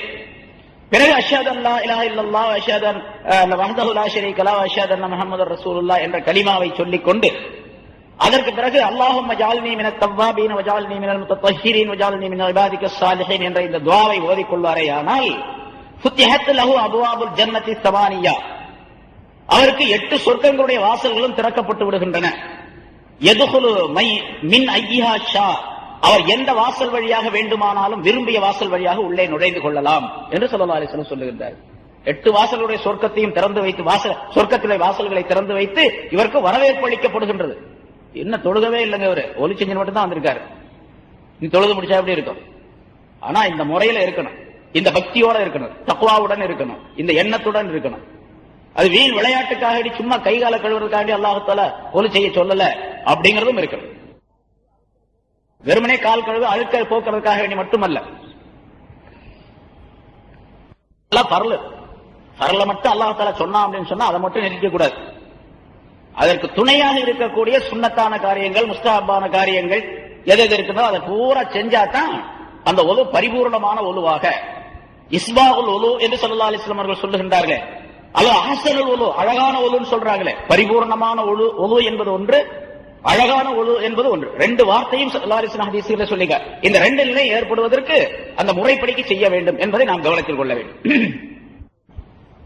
அடுத்து அல்லாஹ் சொல்லுகிறான் வயின் குன்தும் ஜுனுபன் ஃபத்தஹரு. சரி, இது ஒலி செய்யக்கூடிய முறை அல்லாஹ் தஆலா சொன்னான். வயின் குன்தும் ஜுனுபன், நீங்கள் ஜுனுபாலியாக இருந்தால் அல்லது உறவு கொண்டாலோ உறவு கொள்ளாவிட்டாலோ நுத்ஃபா விந்து வெளிப்படுவதின் காரணமாக இவர் ஜுனுபாலியாக ஆகிவிடுகின்றார். விந்து வெளிப்படுவது எந்த முறையில் இருந்தாலும் சரி, அது தவறான முறையாக இருந்தாலும் சரி, ரைட்டான முறையா இருந்தாலும் சரி, அல்லது தூக்கத்திலிருந்து எழுகின்றார், விந்து வெளிப்பட்டு இருக்கின்றது, ஸ்கலிதம் என்பதாக சொல்லுகின்றோம், எஹ்திலாம் என்பதாக அரபியிலே சொல்லப்படும். எந்த நிலையில் இருந்தாலும் சரி இவர் குளிக்க கடமைப்பட்டவராக ஆகிவிடுகின்றார். அதே போன்று உறவு கொள்ளக்கூடிய நேரத்தில், மனைவியுடன் உறவு கொள்ளக்கூடிய நேரத்தில் விந்து வெளியானாலும் சரி வெளியாகாவிட்டாலும் சரி அப்பொழுதும் இவர் குளிக்க கடமைப்பட்ட ஜுனுபாலியாக ஆகிவிடுகின்றார். இந்த நிலைகள் எல்லாம் குளிப்பது கடமை. அதே போன்று ஒரு பெண் ஹைலாகிவிட்டால், மாதவிடாய் அவளுக்கு வந்து விட்டது, இப்பொழுது அவர் எதுவுமே செய்ய முடியாது. மாதவிடாய் நின்ற உடனே இவள் குளிப்பது கடமையாகி விடுகின்றது, மாதவிடாய் நின்றவுடன். அதே போன்று பிள்ளை பெற்றெடுக்கின்றாள், பிள்ளை பேருடைய தொடக்கு நிஃபாஸ் என்பதாக சொல்லப்படும். அந்த தொடக்கு நின்ற உடனே, அது எப்பொழுது நிற்கும்? ஹைல் என்பது, மாதவிடாய் என்பது குறைஞ்ச அளவு 3 நாள். ஹனபி மதப்ல ஷாஃபி மதப்ல அதுக்கு வித்தியாசம் இருக்குது. ஹனபி மதபின் படிக்கு குறைஞ்ச அளவு 3 நாள். அது முன்னால உள்ள சட்டங்கள்ல அது சொல்லப்பட்டிருக்குது. எஸ் அலூனக அனில் மஹீல் என்ற ஆயத்து சூரத்துல் பக்ரால வந்து அதுக்கு விளக்கமா சொல்லப்பட்டிருக்கு, கேட்டவங்களுக்கு தெரியும். அதிகபட்சமானது 10 நாள் ஹைலுடைய கால அளவு. இந்த அளவுக்கு வந்துச்சு, அதுக்கு பின்னால் நின்று போச்சுன்னு வச்சுங்க, இப்ப குளிக்க கடமை அவள் மீது. ஷாஃபி மதப்ல ஹைல் என்பது குறைஞ்சபட்சம் 1 நாள், அதிகபட்சம் 15 நாள். நிஃபாஸ் என்ற பிள்ளை பேர் தொடக்க இருக்கின்றது, அது குறைஞ்ச நிலைக்கு வந்து கால அளவு கிடையாது. 1 நிமிஷம் கூட வந்து நின்று போயிடலாம். புள்ள பிறந்த உடனே அடுத்த நிமிஷமே நீங்க கூட நின்று போயிடலாம். அதிகபட்சமான அளவு 40 நாள். 40 நாள் அதிகமான அளவு. 40 நாள் கூட சில பெண்களுக்கு வந்துகிட்டு அதுக்கு பேர் நிஃபாஸ் என்பதா சொல்லுங்க. அது நின்றுச்சு, ஹைலோ நிஃபாஸோ நின்று விட்டது என்றால் இப்ப குளிக்க கடமைப்பட்டவளாக ஜுனுபாலியாக அவள் ஆகி விடுகின்றாள் அப்படிங்கிறது பொருள். இங்க ஒரு விளக்கம், ஏன்னா இப்ப இந்த குளறுபடியான குழப்பமான காலமா இருக்கு, குழப்பவாதிகள் நிறைய இருக்கிற காலம், அதனால ஒரு விளக்கத்தை சொல்ல வேண்டியது இல்ல, சொல்ல வேண்டிய அவசியம் இல்லை. ஸல்லல்லாஹு அலைஹி வஸல்லம் அவர்கள் சொன்னார்கள் ஒரு ஹதீஸ்ல, அல் மாஉ பில் மாஇ அப்படின்னு சொன்னாங்க, தண்ணீர் தண்ணீரை கொண்டு அப்படின்னு சொன்னாங்க. அவ்வளவுதான் அர்த்தம் அதுக்கு, தண்ணீர் தண்ணீரை கொண்டு அப்படின்னு. அப்படின்னா குளிப்பது கடமை என்பது விந்து வெளிப்பட்டால் தான் அப்படின்னு சொன்னாங்க. தண்ணீர் தண்ணீரை கொண்டுனா விந்து வெளியானா தான் குளிக்கிறது கடமை அப்படின்னு சொன்னாங்க. சஹாபாக்கள் அப்படித்தான் அமல் செஞ்சுக்கிட்டு இருந்தாங்க முதல்ல ஆரம்பத்தில். அதாவது மனைவியுடன் உடல் உறவு கொள்றாரு, உறவு கொண்ட நேரத்தில் விந்து வெளியாகல, இவருடைய உறவு முடிஞ்சு போகுதுன்னு வச்சுங்க, விந்து வெளியாகல, அதுக்குள்ள இவர் இது பண்ணிடுறாரு. எப்படி சொன்னா இப்ப குளிக்க வேண்டியது இல்லை. இப்ப அப்படியே சட்டம். நான் முதல்ல சொல்லிட்டேன், உறவு கொள்ளக்கூடிய நேரத்தில், ஆண் பெண்ணுடைய உறவு நேரத்தில், உடல் உறவு நேரத்தில் விந்து வெளியானாலும் வெளியாக விட்டாலும் குளிக்கிறது கடமை. ஆனா இந்த ஹதீஸ் என்ன சொல்லுது? அல்மா பில்மா, அந்த விந்து வெளியே வந்தா தான் குளிக்கிறது கடமை, இல்லைன்னா இல்லை. சஹாபாக்கள் இப்படி செஞ்சுக்கிட்டே இருந்தாங்க, அப்படித்தான் செஞ்சுட்டு இருந்தாங்க. விந்து வந்தா தான் குளிப்பாங்க, இல்லைன்னா குளிக்கிறது இல்லை. இது சில சஹாபாக்கள் வேறு சில ஹதீஸ், ஸல்லல்லாஹு அலைஹி வஸல்லம் மற்றொரு ஹதீஸ் சொன்னாங்க, இதழ் தகல் ஹிதானு பில் ஹிதான். அதாவது அந்த ஹதீஸ் என்ன கருத்து என்னன்னு கேட்டா, ஒரு மனிதனுடைய மர்ம உறுப்பு, அவனுடைய ஆண் உறுப்பு பெண் உறுப்பு ரெண்டும் ஒன்றாக சேர்ந்து விட்டால், ஒன்றோடு ஒன்று சேர்ந்து விட்டால், அதாவது கணவன் மனைவி உறவு ஏற்பட்டு விட்டால் குளிக்கிறது கடமைன்னு அந்த ஹதீஸ்ல ஸல்லல்லாஹு அலைஹி வஸல்லம் சொல்றாங்க. இந்த ஹதீஸை சொன்ன போது பல சஹாபாக்கள் இருந்திருப்பாங்க, அவங்க இதை கேட்ட பின்னால அவங்க அது மாதிரி அமல் செஞ்சுட்டு இருந்தாங்க. முன்னால உள்ள ஹதீஸின் படி சில பேர் அமல் செஞ்சுட்டு இருந்தாங்க. இந்த இரண்டாவது சொன்ன ஹதீஸ் அவங்களுக்கு சேர்ந்து இருக்காது போய். இப்ப இந்த அமல்ல பிரச்சனை இல்லாம நடந்துகிட்டே இருந்துச்சு, அவங்க எப்படி விலகினாங்களோ அது மாதிரி செஞ்சுக்கிட்டே இருந்தாங்க. ஹஜ்ரத் அபூபக்கர் சித்திக் ரலியல்லாஹு தஆலா அன்ஹுடைய காலம் முடிஞ்சு உமர் ரலியல்லாஹு தஆலா அன்ஹுடைய காலம் வந்த உடனே இந்த பிரச்சனை கொஞ்சம் சஹாபாக்களுக்கு மத்தியில பரவலாகி விட்டது. ஒருத்தர் சொன்னாரு, இல்ல இல்ல, விந்து வெளியானாலும் வெளியாகாவிட்டாலும் குளிக்கணும், அப்படித்தான் ரசூலுல்லாஹி ஸல்லல்லாஹு அலைஹி வஸல்லம் சொல்லி இருக்கிறாங்க. இதழ் தகல் ஹிதானைனி அப்படின்னு சொல்லி ஸல்லல்லாஹு அலைஹி வஸல்லம் அந்த ஹதீஸை சொல்லி இருக்கிறாங்க என்று சொன்னாங்க. இல்ல இல்ல, அல்மா பில்மாங்கிற ஹதீஸ் தான் ஸல்லல்லாஹு அலைஹி வஸல்லம் சொல்லி இருக்காங்க சில பேர் சொன்னாங்க. விந்து வெளியானா தான் குளிக்கணும். ஒருத்தர் இப்படி ஒருத்தர் அப்படி, இப்படி சஹாபாக்களுக்கு மத்தியில பிரச்சனை இருந்துச்சு. இது ஜனாதிபதியாக இருந்த ஹஜ்ரத் உமர் ரலியல்லாஹு தஆலா அவருடைய காதுக்கு செய்தி வந்தது.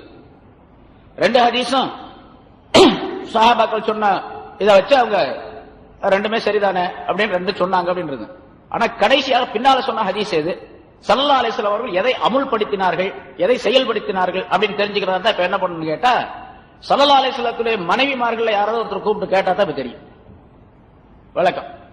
அதனால உடனே ஒரு அவசர கூட்டம் போட்டாங்க, கிளாஸுக்கு வாங்க அப்படின்னு சொல்லிட்டு எல்லாம் மஸ்ஜிதுக்கு வந்தா, மஸ்ஜித் நபவிக்கு வந்தாங்க. சஹாபாக்கள் ரெண்டு பார்ட்டி, இவங்க வேணாங்கிறவங்க, அவங்க வேணுங்கிறவங்க. உறவு கொண்டால் விந்து வெளியானாலும் வெளியாகாவிட்டாலும் குளிக்கணும் அப்படிங்கிற ஒரு பார்ட்டி, ஒரு ஜமாத், பெரிய ஜமாத் உட்கார்ந்து இருக்கு. இன்னொரு ஜமாத் இந்த பக்கம் உட்கார்ந்து இருக்குது, இல்ல விந்து வெளியே வந்தா தான் குளிக்கணும், இல்லாத குளிக்க வேண்டியது இல்லை அப்படின்னு சொல்லிட்டு இந்த ஹதீஸ் சொல்ற, அந்த ஹதீஸ் சொல்ற. ஹஜ்ரத் உமர் ரலியல்லாஹு தஆலா அன்ஹு அவர்கள் இந்த ரெண்டு பேருக்கு மத்தியில சமாதானம் பண்ணி வைக்கணும். இந்த ரெண்டு கூட்ட பிரச்சனை ஆச்சுன்னா என்ன ஆகும்? பெருசா போயிடும். அதனால இப்ப சட்டங்களை தீர்வு செய்வதற்காக வேண்டி அன்னை ஆயிஷா ரலியல்லாஹு தஆலா அன்ஹா அவர்களுக்கு ஒரு ஆள் அனுப்பி கூப்பிட்டு விட்டாங்க. ஆயிஷா ரலியல்லாஹு தஆலா அன்ஹா அவர்கள் வந்தாங்க, புர்கா போட்டுட்டு வந்தாங்க. கேட்டாங்க, ஸல்லல்லாஹு அலைஹி வஸல்லம் அவர்கள் உங்களிடத்துல எப்படி நடந்து கொண்டாங்க அப்படின்னு கேட்டாங்க. என்ன சொல்லி இருக்கிறாங்க, எப்படி நடந்து கொண்டாங்க? ரெண்டு, அதாவது ஆண் பெண்ணுடைய ரெண்டு உறுப்புகளும் ஒன்றோடு ஒன்று சந்தித்துக் கொண்டால் அப்படின்னு சொன்னா உறவு ஏற்பட்டால் குளிப்பது கடமை என்று ரசூலுல்லாஹி ஸல்லல்லாஹு அலைஹி வஸல்லம் அவர்கள் சொன்னார்கள் அப்படின்னு சொன்னாங்க. நீங்க போலாம் அப்படின்ட்டாங்க. அவ்வளவு. ஆயிஷா போயிட்டாங்க, அவ்வளவுதான் சொல்லிட்டு போயிட்டாங்க. ஏன்னா மஜ்லிஸ்ல வந்து சொல்லணும், இதை வீட்டுல போய் அவங்க கேட்க முடியாது, எல்லா ஜமாத்தையும் கூட்டு போய் வீட்டுக்கு நின்று கேட்க முடியாது. அதனால மஜ்லிஸ்ல வந்தாங்க, ஆயிஷா சாட்சி சொன்னாங்க, போயிட்டாங்க. உடனே உமர் ரலியல்லாஹு தஆலா அன்ஹு அவர்கள் சொன்னாங்க, ஆயிஷா நாயகி அம்மா அவங்க சொன்னதுதான் சட்டம், அதுதான் ரசூலுல்லாஹி ஸல்லல்லாஹு அலைஹி வஸல்லம் அவருடைய சட்டமும் கூட. இனி யாரும் இந்த அல்மா பில்மா சொன்ன ஹதீஸ்ல அமல்படுத்திட்டு இருக்க கூடாது, ஜாக்கிரதை அப்படின்னு அனுப்பி விட்டாங்க. அவ்வளவு முடிஞ்சு போச்சு பிரச்சனை. அதனால சட்டம் இதை எதுக்காக சொல்றேன்னு கேட்டா, சொல்ல வேண்டிய அவசியம் இல்லை, பொதுமக்களுக்கு தெரிய வேண்டிய அவசியம் இல்லை. யாருக்காவது ரெண்டு ஹதீஸையும் பார்த்தாங்க, ஒருத்தர் என்ன இருக்கு அதுல அப்படி இருக்கு இதுல இப்படி இருக்குன்னு கேட்டாரு அப்படின்னு சொன்னா விளக்கம் சொல்லலாம். பொதுமக்களுக்கு தேவையில்லாத விஷயம். இப்பதான் இந்த பொதுமக்களுக்கு தேவையில்லாத விஷயங்களை சொல்லி தான் குழப்பிக்கிட்டு இருக்காங்க. அதான் தேவையில்லாத விஷயங்கள், பொதுமக்கள் அதை தெரிய வேண்டிய அவசியமே இல்லை. என்ன, அவங்க பொதுவா சட்டங்களை சொன்னா போதும். அதனாலதான் இமாம்கள், புகஹாக்கள் ஃபிக்ஹுடைய கிரந்தங்கள்ல எழுதும் போது சட்டங்களை மட்டும் எழுதி வச்சிருப்பாங்க, அதுக்குள்ள ஆதாரங்கள்லாம் எழுத மாட்டாங்க. கையை தேய்ச்சி கழுவணும், அதாவது முகத்தை தேய்ச்சி கழுவணும், உறுப்புகளை தேய்ச்சி கழுவணும் ஒழுவுல அப்படின்னு சொன்னா தேய்க்கிறது சுன்னத்து, அத்தல்கு சுன்னத்துன் சுனனி அத்தல்கு அப்படின்னு எழுதுவாங்க. சுன்னத்தில் இருந்து உள்ள சுன்னத்துகளில் சேர்ந்தது தேய்ப்பது அப்படின்னு அவ்வளவுதான் எழுதுவாங்க. இது சுன்னத்துகளில் சேர்ந்ததுன்னா அதுக்கு எந்த ஹதீஸ், அதை யார் அறிவிச்சிருக்காங்க, அந்த ஹதீஸ் லாயிஃபா இருந்தா சரியானதா, அது புகாரில் இருக்குதா, அதுல இருக்கா, இதுல இருக்குதா அப்படின்னா ஆராய்ச்சி செஞ்சுட்டு இருக்க வேண்டிய அவசியம் எல்லாம் கிடையாது. இது பொதுமக்களுக்குரியதே அல்ல.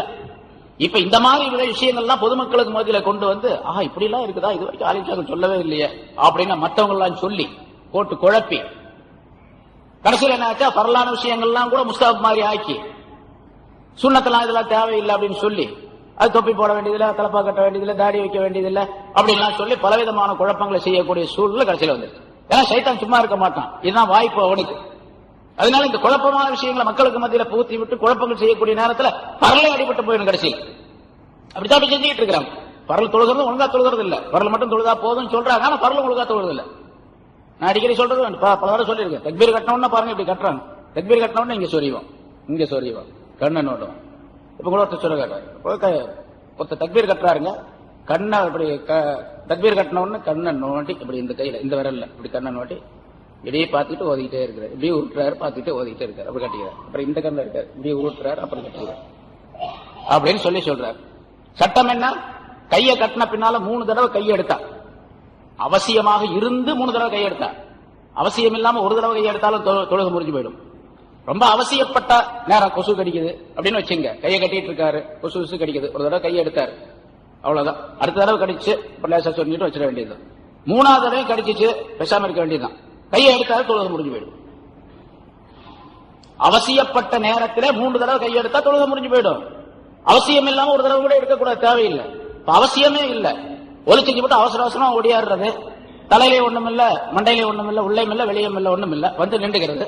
நின்ற உடனே தண்ணி ஊத்துதா, தாடியிலிருந்து தண்ணி ஊத்து, அது ஒரு மாதிரி அரிக்கும், காய சுறுசுறுன்னு இழுக்கும். அங்க சைத்தான் சும்மா இருக்க மாட்டான், கை வச்சோன்னா இப்படி சொல்லிடுறது, தாடியை போட்டு துடைக்கிறது, அப்புறம் இது பண்றது அது பண்றது. யாருடைய தொழுகையும் கூடாது. நீங்க வேணா பாருங்க, யார் அந்த மாதிரி செய்யறாங்க அவங்களுக்கு சைத்தான் விளையாடுறோம் அப்படின்னு அர்த்தம். இங்க ஒழுவை சரியாக செய்து விட்டால் எல்லா விதமான காரியங்களும் ரொம்ப அழகாக நிறைவேறிவிடும். சரி, வைன் குண்டும் ஜுனுபன் பத்தஹரு, நீங்கள் ஜுனுபாலியாக இருந்தால் பத்தஹரு, நீங்கள் சுத்தம் செய்து கொள்ளுங்கள். இந்த ஃபத்தஹரு அப்படிங்கிறதுக்கு சுத்தம் செய்து கொள்ளுங்கள் அப்படின்னு சொன்னா சும்மா கை கால கழுவுறது அப்படிங்கிற அர்த்தம் அல்ல. இந்த இடத்துல ஃபக்தசிலு, அதுக்காக ஃபத்தஹருங்கிறதுக்கு ஃபக்தசிலு, நீங்கள் குளித்துக் கொள்ளுங்கள், குளித்துக் கொள்ளுங்கள். இன்னொரு சில தஃசீர்கள்ல ஃபத்தஹரு என்பதற்கு ஃபக்தசிலு அலா அதம்மி வஜ்ஹின், பரிபூர்ணமான முறையிலே குளித்துக் கொள்ளுங்கள். அது என்ன பரிபூர்ணமான முறை? குளிப்பதை ரசூலுல்லாஹி ஸல்லல்லாஹு அலைஹி வஸல்லம் எப்படி குளிக்க வேண்டும் என்று சொல்லி காட்டி இருக்கின்றார்கள். அதை யார் சொல்லணும்? ஆயிஷா ரலியல்லாஹு தஆலா அன்ஹா அவர்கள் தான் அறிவிக்கிறாங்க. சில ஹதீஸ்கள்ல உம்மு ஸலமா ரலியல்லாஹு தஆலா அன்ஹா அவர்கள் அறிவிக்கிறாங்க. ஆயிஷா ரலியல்லாஹு தஆலா அன்ஹா அவர்கள் சொல்லுகின்றார்கள், அன்ன நபி ஸல்லல்லாஹு அலைஹி வஸல்லம் கான இதா தஸல மினல் ஜனாபத்தி பதஅ பிகஸ்லி யதைஹி. ஸல்லல்லாஹு அலைஹி வஸல்லம் அவர்கள் ஜனாபத் பெரும் தொடக்கில் இருந்து குளிக்க வேண்டும் என்ற குளிக்க நாடினால், குளிப்பதாக இருந்தால் முதலாவதாக தங்களுடைய 2 கைகளையும் கழுவுவதை கொண்டு ஆரம்பிப்பார்கள். முதல்ல 2 தண்ணியில பாத்திரத்தில் தண்ணி இருக்கும், மாதிரி பைப்பெல்லாம் கிடையாது, ஒரு பாத்திரத்தில் தண்ணி இருக்கும், கொஞ்சம் இருக்கும், அவ்வளவுதான். தண்ணியில முதல்ல தண்ணி ஒரு பாத்திரத்தில் தண்ணி எடுத்து கைகளை கழுவ ஆரம்பிப்பாங்க, கைகளை கழுவுவாங்க. சும்மா யஃப்ருகு பி யமீனிஹி அலா ஷிமாலி, முதல்ல கையை அப்படி கழுவிட்டு பிறகு இடது கரத்தில் இருக்க அந்த பாத்திரத்தை எடுத்து வலக்கரத்தில் மீது ஊத்துவார்கள். பிறகு வலது கரத்தில் எடுத்து இடது கரத்தின் மீது அந்த இதை ஊத்துவார்கள். பிறகு தங்களுடைய மர்மஸ்தானத்தை கழுவுவார்கள், தண்ணீரை கொண்டு மர்மஸ்தானத்தை கழுவுவார்கள். சும்மா யதவல்லஹு கமா யதவல்லஹு லிஸ்ஸலா, பிறகு தொழுகைக்கு ஒலு செய்வதை போல ஒலு செய்வார்கள். கைகளை கழுவ பின்னால பிறகு நஜீஸ் பட்டிருந்தா அதை கழுவிட்டு அதுக்கு பின்னால ஒலு எப்படி செய்வார்களோ, தொழுகைக்கு எப்படி ஒலு செய்வோமோ அதே மாதிரி ஒலு செய்வார்கள்.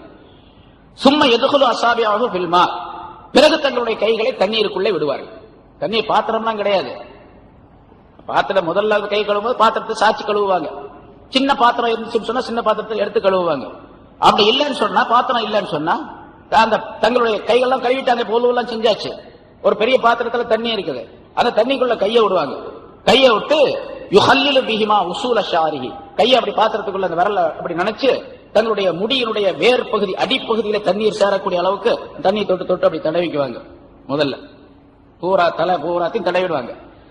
சும்மா யசுப்பு அலா ரஸி ஸலாஸ கரஃபாத்தின், பிறகு தங்களுடைய தலையின் மீது 3 சிரங்கைகள் இப்படி 2 கையில தண்ணி அள்ளி அள்ளி தங்களுடைய தலையின் மீது ஊத்திக்குவாங்க. சும்மா யுஃபீதுல் மா அலா ஸாயிர் ஜஸதிஹி, பிறகு உடல் பூராத்திலையும் தண்ணீரை ஊற்றிக் கொள்வார்கள். குளிச்சு முடிஞ்சு போய் சொல்லுது.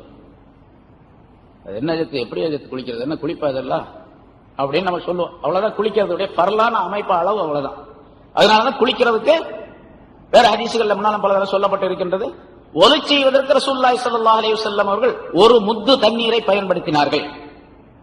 குளிப்பதற்காக 4 முத்து தண்ணீரை பயன்படுத்தினார்கள் அப்படின்னு சொன்னாங்க, சொல்லப்பட்டிருக்கு. 1 முத்து அப்படின்னா 2 கையில நிறைய அள்ளனா எவ்வளவு இருக்கும், அவ்வளவு 1/2 லிட்டர் இருக்குமா, அதோட கம்மியா தான் இருக்கு அப்படின்னு வச்சுங்க. அது அளவு 3/4 லிட்டர் என்பதாக சொல்லப்பட்டிருக்குது.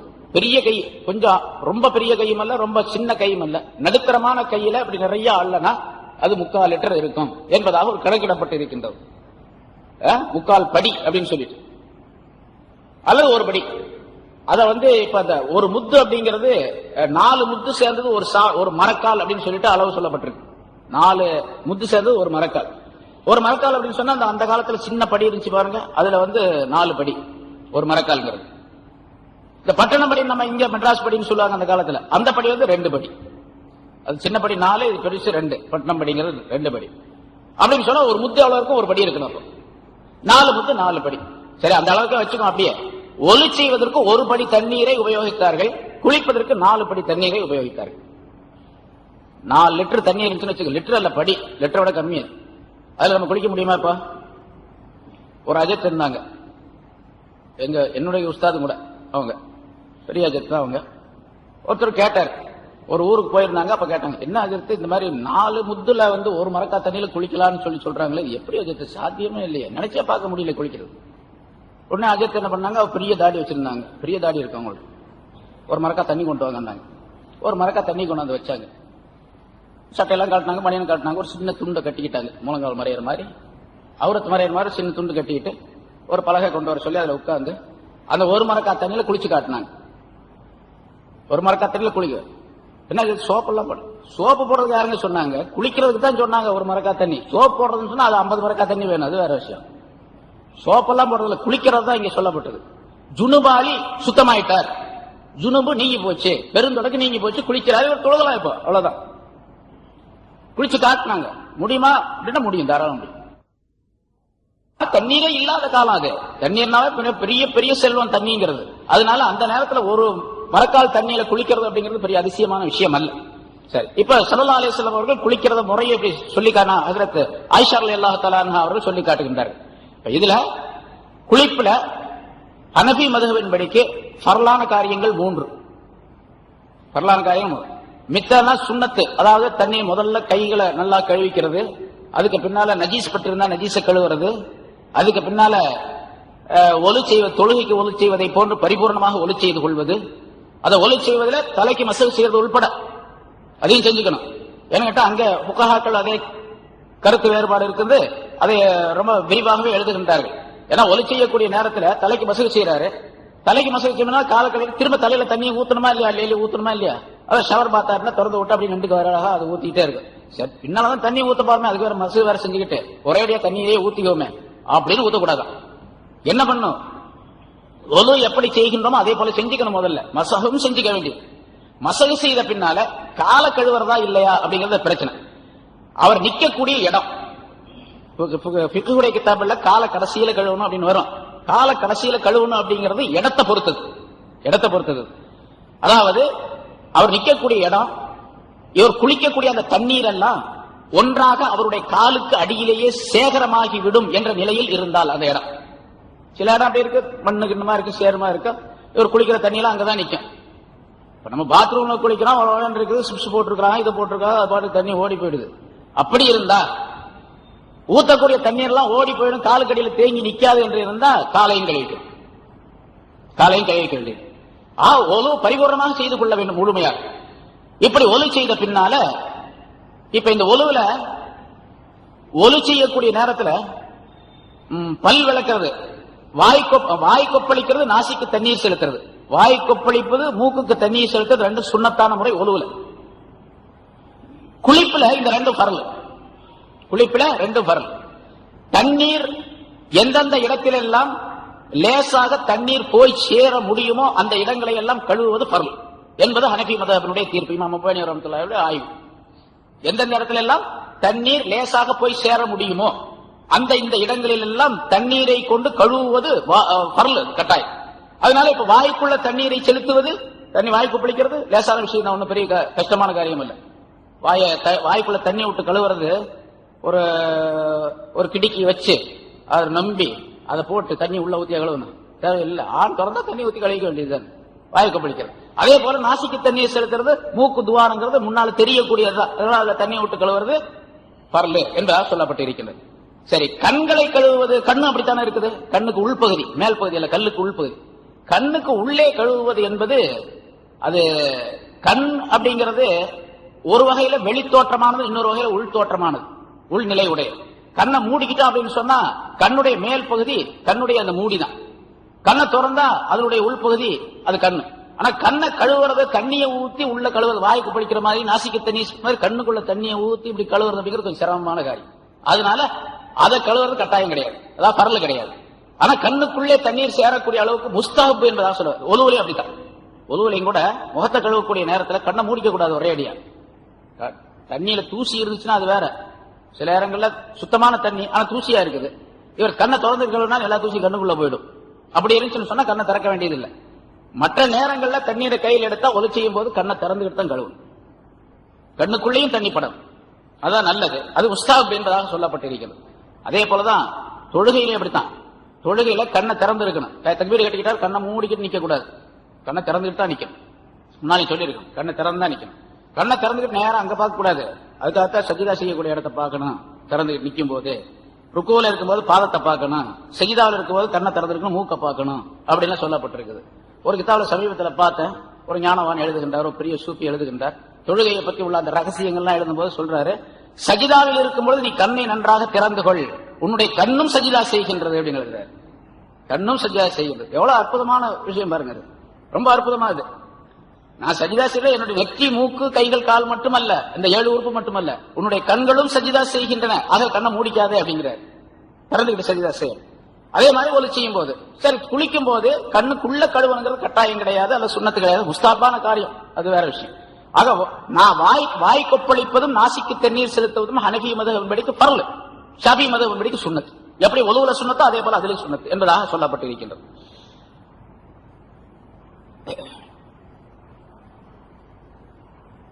ஒலுவினுடைய அதாவது தலையில ஸல்லல்லாஹு அலைஹி வஸல்லம் கையை தண்ணியில விட்டு இப்படி முடிய பூரா இப்படி கோதி கழுவி அப்படி தேய்ச்சாங்க, அவர் சுரண்டி விட்டாங்க. தண்ணி அந்த முடியினுடைய அசல் பாகத்திலே சேர வேண்டும் என்பதற்காக வேண்டி அப்படின்னு சொல்லப்பட்ட முதல்ல சொன்னமா இல்லையா ஆயிஷா நாயுடைய ஹதீஸ். அதன்படி தலை முடிய கழுவும் பொழுது ஆணா இருந்தாலும் பெண்ணா இருந்தாலும் அந்த தலைமுடி எங்கிருந்து முளைக்கின்றதோ அந்த இடத்துக்கு தண்ணி போய் சேரணும். அதுக்கு மேல உள்ள பகுதியெல்லாம் கழுவுறது சுன்னத்து தான், மேல உள்ள பகுதியெல்லாம் கழுவுறது. ஸல்லல்லாஹு அலைஹி வஸல்லம் அவர்கள் சொல்லுகின்றார்கள், தஹத்த குல்லி ஷாரத்தின் ஜனாபத்துன், ஒவ்வொரு முடிக்கும் கீழும் ஜனாபத் இருக்கின்றது. ஜனாபத் கொடக்கு என்பது ஒவ்வொரு முடிக்கு கீழும் ஏற்பட்டு விடுகின்றது. ஃபபுல்லு ஷார வனக்கு அல் பஷரத, நீங்கள் அந்த முடிகளை நன்றாக நனைத்துக் கொள்ளுங்கள், மேனியை சுத்தப்படுத்திக் கொள்ளுங்கள் என்பதாக ஸல்லல்லாஹு அலைஹி வஸல்லம் சொல்றாங்க. அதனால முடியினுடைய வேர் பகுதி வரைக்கும் போய் சேரணும். அதாவது உமர் ரலியல்லாஹு தஆலா அன்ஹு அவர்கள் ஜனாபத்து அதாவது குளிக்க கடமைப்பட்டு குளித்து விட்டு தண்ணீர் தலையில நிறைய இருக்கக்கூடிய நிலையில இப்ப மாதிரி டவுன்ல எல்லாம் தோற்றுறது எல்லாம் பழக்கம் கிடையாது, அரபு நாட்டுல தோற்ற பழக்கம் எல்லாம் கிடையாது. எனக்கு குளிச்சுட்டு வந்தாவே கொஞ்ச நேரத்துல காஞ்சி போயிடும். இப்போ ஹஜ்ஜுக்கு போறவங்களுக்கு தெரியும், அதெல்லாம் துடைக்க சுத்தமா தொடச்சி நம்ம மாதிரி காய வச்சு அப்புறம் ஃபேனை போட்டு அதை போட்டு இந்த மிஷினை போட்டு காய வைக்கலாம் கிடையாது. ஆட்டோமேட்டிக்கா இங்க இருந்து அங்க போறதுக்குள்ள காஞ்சி போயிடுது. அப்படி தலையில தண்ணி இத கூட வந்தாங்க. அதற்கு அலி ரலியல்லாஹு தஆலா அவர்கள் வந்தார்கள் என்பதாக மற்றொரு அறிவிப்பில் சொல்லப்பட்டிருக்குது. ஸல்லல்லாஹு அலைஹி வஸல்லம் இந்த விஷயத்தை சொல்லிட்டு இருந்தாங்க, குளிக்கக்கூடியவங்க அந்த முடியினுடைய வேர் பகுதி நனையக்கூடிய அளவுக்கு குளிக்கணும் அப்படின்னு.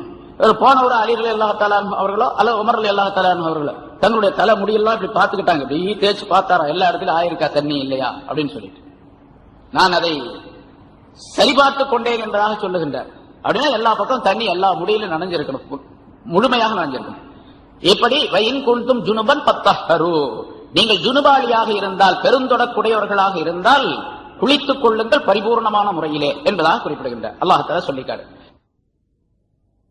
எனவே அல்லாஹ் தஆலா தன்னுடைய நியாமத்துகளை பரிபூர்ணமாக ஆக்கி வைத்ததோடு அந்த நியாமத்துகளுக்கு நன்றி செலுத்தக்கூடிய ஒரு உபூதியத்தையும் அல்லாஹ் தஆலா தந்திருக்கின்றான். அதுல உள்ள அந்த உபூதியத்துல மிக உச்சகட்டமாக இருக்கக்கூடியது, உயர்வாக இருக்கக்கூடிய தொழுகை, அதற்கு முன்னோடியாக இருக்கக்கூடியது ஒலு. அதை அல்லாஹ் தஆலா விவரித்து இங்கே சொல்லி காட்டுகின்றான்.